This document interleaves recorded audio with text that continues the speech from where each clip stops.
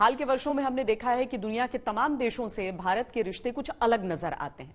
America को ही ले लीजिए, जिस तरीके से प्रधानमंत्री नरेंद्र मोदी का 7 दौरे वहां पर हुए हैं, इसके अलावा जो अमेरिकी राष्ट्रपतियों के भारत आने का सिलसिला रहा है, वो पिछले कई वर्षों की तुलना में आप कहिए कि वो पूरे एक युग के तौर पर एक तरफ रखे जा सकते हैं और दूसरी तरफ ये सभी दौरे हो जाएंगे। लेकिन प्रधानमंत्री नरेंद्र मोदी पहली बार स्टेट विजिट के लिए अमेरिका जा रहे हैं। क्या मायने इसके हो सकते हैं, किस तरीके से हमें से देखें? इस समय केंद्रीय मंत्री मीनाक्षी लेखी हमारे साथ जुड़ रही हैं। बहुत बहुत स्वागत है मीनाक्षी जी आपका। हम अगर कहें कि अमेरिका केवल एक बायलैटरल साझेदार नहीं बल्कि मल्टीलैटरल कारणों से भारत को एक साझेदार देखता है अब, तो क्या ये सही होगा? बिल्कुल सही होगा, क्योंकि चाहे वो सुरक्षा की दृष्टि हो, चाहे वो ग्लोबल साउथ की बात करने की बात हो, चाहे ग्लोबल नॉर्थ मतलब G20 देशों की बात हो, इकोनॉमिक पॉलिसी क्या होगी और लोगों की बेहतरी के लिए रिन्यूएबल एनर्जी के अंदर क्या है, सस्टेनेबल डेवलपमेंट गोल्स क्या होंगे, सिर्फ देश के नहीं बल्कि दुनिया के, और भारत की सहभागिता क्या होगी, तो मल्टीलेटरल फोरस के ऊपर जो है भारत काम कर रहा है। और भारत का पक्ष जब अमेरिका सुनना चाहता है, देखना चाहता है और हिस्सेदारी चाहता है और सहभागिता चाहता है, तो ये पूरे विश्व के लिए और भारत के लिए भी बहुत रोचक विषय रहेगा।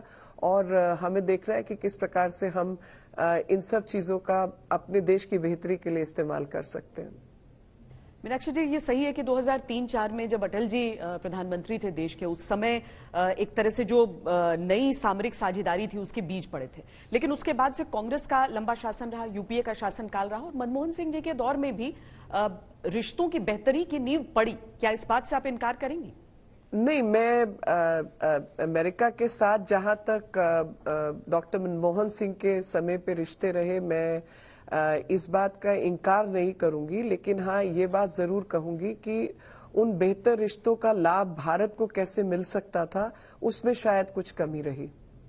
अमेरिका से मत भिन्नता बहुत सारे मुद्दों पर है, बहुत सालों से, और कई देशों का अपना अनुभव रहा कि अमेरिका हमेशा एक इक्वल स्टेटस नहीं अपने दोस्तों को देता था। लेकिन आज क्या कारण है कि चाहे रूस यूक्रेन युद्ध हो जाए या तमाम मुद्दे हो जाएं, भारत की मत भिन्नता को सम्मान के साथ अमेरिका स्वीकार करता है? मुझे लगता है कि प्रॉब्लम अमेरिका की नहीं है, प्रॉब्लम समझाने की है कि अगर हम अपने दृष्टिकोण को जस्टिफाई कर सकते हैं, कॉन्फिडेंस के साथ अपनी बात समझा पाए और अपने कारण लोगों के सामने रखें, तो उनको समझने में वो विभिन्न दृष्टिकोण जो है वो भी उनके लाभ के लिए ही है। और इन सब चीजों में जो भारत का परिप्रेक्ष्य है उसको हम बेहतरी से सामने रखें, उसकी भी आवश्यकता है। तो मुझे लगता है कि एक कम्युनिकेशन और या एक बेहतरीन कम्युनिकेटर होना भी इस बीच में आवश्यक है, जो कि भारत ने करा। और खास तौर पे प्रधानमंत्री जी के नेतृत्व में जिस प्रकार से भारत ने अपनी बातों को कहना शुरू किया, उसका नतीजा है कि अमेरिका को भी भारत की बात समझ आती है। हर देश लाजमी है कि अपनी बेहतरी पहले देखेगा, अपने नागरिकों की बेहतरी पहले देखेगा। अब अमेरिका अगर भारत को की अहमियत देखता है तो सीधे तौर पर चीन के काउंटर के तौर पर भी वो देखता है। लेकिन इसमें भारत को भी एक फायदा ये होता है कि आर्थिक तौर पर अगर वो साझेदारी आगे बढ़ती है तो बहुत सारी जो मैन्युफैक्चरिंग है वो भारत की ओर आ सकती है। आप इस लिहाज से भारत और अमेरिका के रिश्तों को इस समय किस स्तर पर समझती हैं और आने वाले दिनों में इससे और कितना फायदा जो कि आम लोगों तक भी पहुंच सके? देखिए, रिश्तों के अंदर एक तरफ तो मतलब साधारण भाषा में कहा जाए तो फायदा लेना, फायदा उठाना तो एक अपॉर्चुनिज्म रिश्तों में रहता है, और वो भी अंतर्राष्ट्रीय स्तर पर।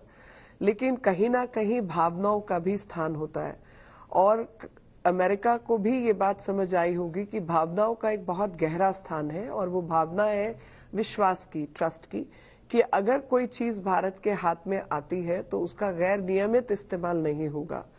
अगर कोई भारत बेहतरी के लिए काम करता है तो उसका इस्तेमाल किसी और को कमजोर करने के लिए नहीं होगा।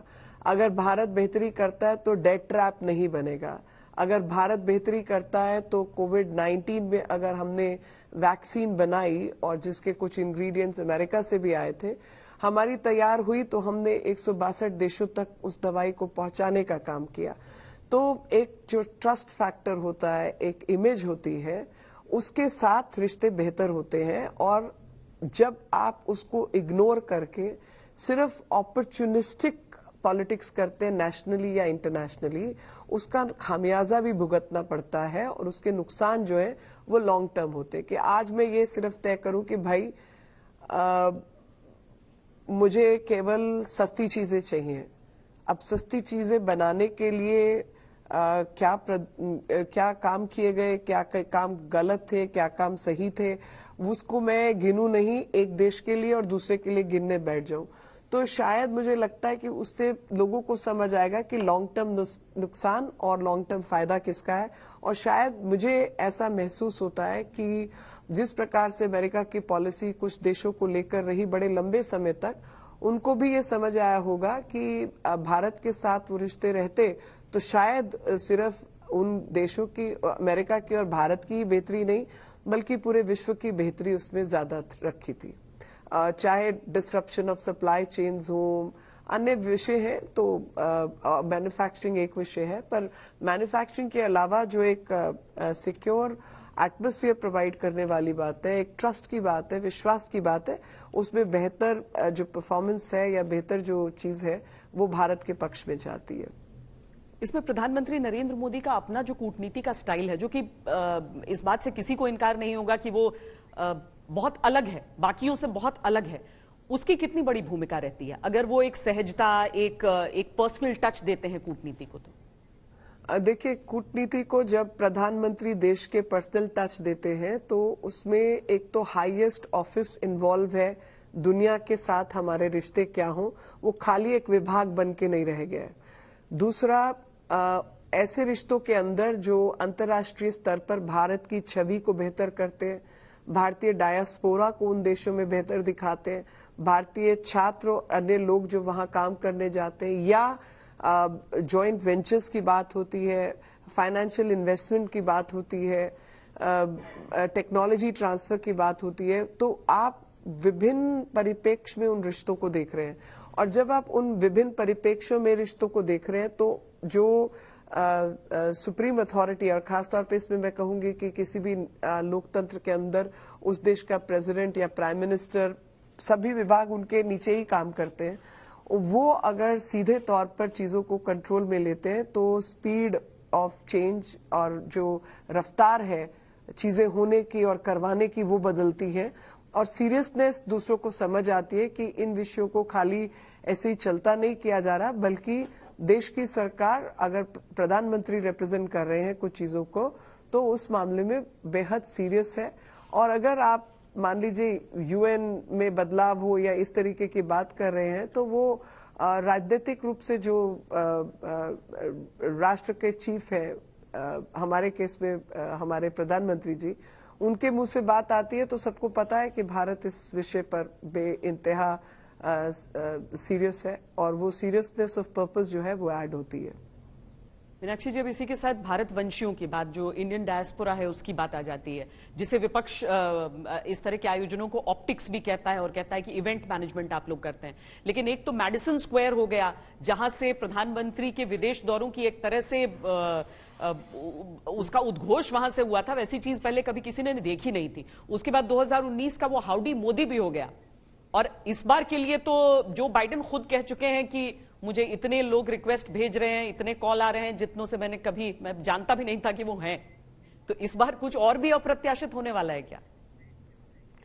नहीं, देखिए, अप्रत्याशित तो इसको हम दो निगाह से देख सकते हैं। पहला विषय तो यह है कि जो भी भारतीय मूल के लोग विदेशों में रहते हैं, कहीं ना कहीं एक टुकड़ा उनका भारत में बसता है, उनका हृदय का एक टुकड़ा भारत में बसता है, और वो भारत की बेहतरी की कामना करते हैं और भारत को अच्छा करते हुए देखना चाहते हैं। एक तो उनका भावनात्मक जुड़ाव भारत के साथ है। तो जब भारत के प्रधानमंत्री किसी फर्म तरीके से भारत का पक्ष रखते तो उनको अच्छा लगता है। दूसरी चीज कि भारत से आया हुआ हर व्यक्ति और या हम जैसे बाहर भी जाते हैं तो वो एक भाई बहन स्नेहपूर्ण जो रिश्ता है वो सबको महसूस होता है। तो उस दृष्टि से भी वो सब लोग प्रधानमंत्री जी के साथ निजी रूप से जुड़ना चाहते हैं। तीसरी चीज, बहुत लंबे समय तक प्रधानमंत्री जी ने विदेशों में काम किया अपने राजनीतिक जीवन से पहले की अवस्था में, तो उनके बहुत रिश्ते हैं, बहुत गहरे रिश्ते हैं वहां पर लोगों के बीच में, और उन रिश्तों के मुताबिक जो है वो लोग उनके साथ जुड़े रहते हैं। और चौथी चीज जो कि आखिरी चीज नहीं है वो ये है, सेकेंड लास्ट में बोलूंगी, जैसे कि श्री अल्बेनी जो प्रधानमंत्री हैं ऑस्ट्रेलिया के, उन्होंने बोला द बॉस, तो वो बॉस जो है वो बॉस मतलब जैसे हम भारतीय समझते हैं उस तरीके से नहीं बोला था। वो ब्रूस स्प्रिंगस्टीन को बॉस बोला जाता था जो कि वहां के रॉक स्टार थे। तो जिस व्यक्ति को इस तरीके से लोग देखना चाहते, मिलना चाहते, फोटो कराना चाहते हैं, आप टीवी के दुनिया से आप जानती हैं कि एक स्टार कैरेक्टर जैसी चीज होती है, तो कहीं ना कहीं प्रधानमंत्री जी को जो विदेशी हैं वो उस निगाह से भी देखते हैं कि इतने सब लोग किसको मिलने क्यों आ सकते हैं। ये बात शायद वहां की राजनीति में लोगों को समझ नहीं आती और वो उसको रॉकस्टार से देख के जोड़ के देखते हैं।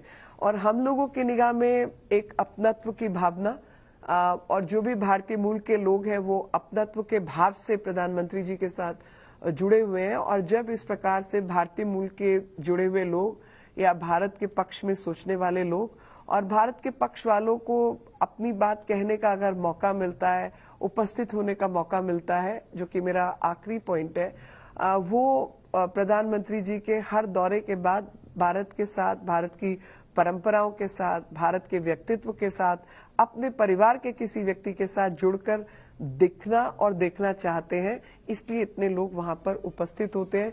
तो शायद ये जो इमोशनल एंगल है ये विदेशियों को समझ नहीं आता, उनको समझने में उनके अलग अलग जो है मत रहते हैं इस विषय पर। लेकिन हम भारतीय इस बात को बहुत अच्छी तरह समझते हैं कि हमारे यहाँ पर जब परिवार से कोई आता है और आप दूर रह रहे हैं तो उसकी आवभगत करना, उसको सर आंखों पर चढ़ाना, अतिथि देवो भव भी हम कहते हैं, तो ये हमारी कुछ परंपराओं का हिस्सा है। तो उन्हीं परंपराओं के चलते शायद सब भारतीय मूल के लोग, इंडियन डायस्पोरा जिसको हम लोग कहते हैं, वो सब जुड़ना चाहता है प्रधानमंत्री जी के विजिट्स पर, और उसका भारत के पक्ष में एक बहुत अच्छा माहौल भी बनता है क्योंकि वो संदेश बहुत दूर तक जाता है। हालांकि अब से कुछ समय पहले राहुल गांधी भी गए थे अमेरिका के दौरे पर और बहुत तमाम बातें भी उन्होंने वहां पर की देश की राजनीति को लेते हुए। देखिए, मतलब वही बात है कि आप दो लोगों को कंपेयर नहीं कर सकते, मगर मुझे लगता है कि एक कहावत है, jealousy is a best form of admiration. तो अगर आपकी प्रेरणा किसी को, कोई व्यक्ति कहीं आपके मन पे इम्प्रेशन डाल रहा है कि आप उस जैसा होना चाहते हैं, भले ही उसको 24 घंटा आप पीछे पड़े रहे, तो मुझे कहीं ना कहीं लगता है कि प्रधानमंत्री जी का जो व्यक्तित्व है उसने राहुल गांधी जी को भी प्रभावित किया। इसीलिए वो प्रधानमंत्री जी की विजिट से पहले खुद जाकर जो उनको समझ आता है वो सब बातें करते हैं। भारत के चाहे पक्ष में ना करें, प्रधानमंत्री जी के पक्ष में ना करें, मगर उन्हीं जगहों पर जाते हैं जहां प्रधानमंत्री जी को जाना होता है। तो ये प्रधानमंत्री जी की जो पर्सनालिटी है या जो उनका व्यक्तित्व है, उसी के पक्ष में ये बात जाती है कि भाई आपको क्या फर्क पड़ता है। मनमोहन सिंह जी भी तो ट्रैवल करते थे, बाकी अन्य प्रधानमंत्री भी तो ट्रैवल करते थे, उनसे पहले जाकर तो कोई हवा नहीं बनाता था, पर नेगेटिव बात करके तो आप ही हवा बना रहे हैं। यूएस कांग्रेस ज्वाइंट सेशन को दूसरी बार संबोधित करने जा रहे हैं मीनाक्षी जी, प्रधानमंत्री वहां जाएंगे। वैसे तो एक बार कई भारत के प्रधानमंत्रियों ने किया है, लेकिन पहली बार दूसरी बार का ये संबोधन होगा और दुनिया के बड़े बड़े नेताओं की फहरिस्त में प्रधानमंत्री शामिल रहेंगे? भारत के लिए गौरव का विषय है कि जब भारत के प्रधानमंत्री जी को सुनने के लिए देश दुनिया के लोग इकट्ठे होते हैं और अगर जॉइंट सेशन में अपनी बात कहने का और देश के प्रति अपनी भावना को रखने का मौका भारत के प्रधानमंत्री को मिलता है, तो वो भारत के लिए गौरव का विषय है। क्योंकि जो भी लोग सोचे, मगर अमेरिका एक ताकत है दुनिया की और बहुत सारे देशों पे उनका प्रभाव है। तो ऐसे में अगर वहाँ के सेनेटर्स और अन्य लोग, कांग्रेस के लोग भारत के प्रधानमंत्री की बात सुनना चाहते हैं, तो कहीं ना कहीं वो भी भारत की पॉलिसीज के बारे में जानना चाहते हैं और उससे प्रभावित हैं। और कई विषयों में हम लोगों ने कई ऐसे बदलाव किए हैं, उस स्केल के बदलाव किए हैं जिसकी दुनिया भी चिंता करती है और उनको भी वो भी ये विषय अचीव नहीं कर पाए हैं कई जगहों पर। तो शायद जानकर सुनकर हम लोग अपने वर्किंग सिस्टम को बेहतर करते, तो वो लोग भी शायद कहीं ना कहीं उनसे प्रभावित होते हैं। इसीलिए ये मौका भारत को दिया गया है। बहुत बहुत धन्यवाद हमसे बातचीत करने के लिए मीनाक्षी लेखी। बहुत बहुत धन्यवाद श्वेता जी।